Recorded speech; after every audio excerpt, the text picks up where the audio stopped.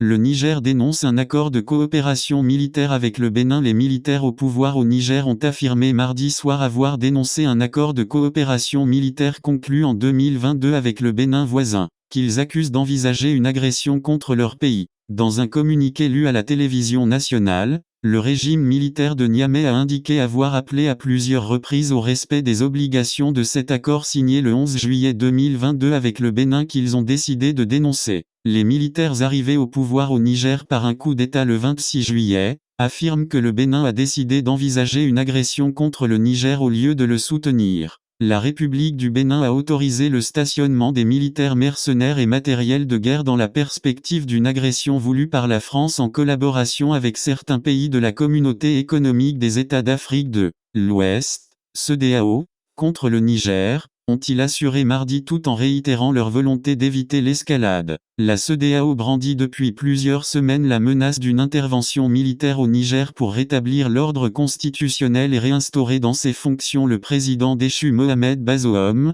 retenu prisonnier et qui refuse de démissionner. Cet accord avec le Bénin portait notamment sur l'échange de renseignements, l'assistance aérienne pour suivre les mouvements des djihadistes et des opérations conjointes entre les deux armées béninoises et nigériennes. Le nord du Bénin, frontalier du Niger et du Burkina Faso, deux pays minés par des violences djihadistes récurrentes, a été le théâtre ces derniers mois d'attaques et d'incursions de ces groupes. Ce week-end, les nouvelles autorités de Niamey avaient également accusé la France de préparer une agression en déployant des forces dans plusieurs pays ouest-africains. Des accusations démenties par Paris qui ne reconnaît pas le régime militaire. Plusieurs accords militaires avec la France ont également été dénoncés par les généraux au pouvoir le 3 août qui affirment que la présence des 1500 soldats français sur leur territoire est désormais illégale.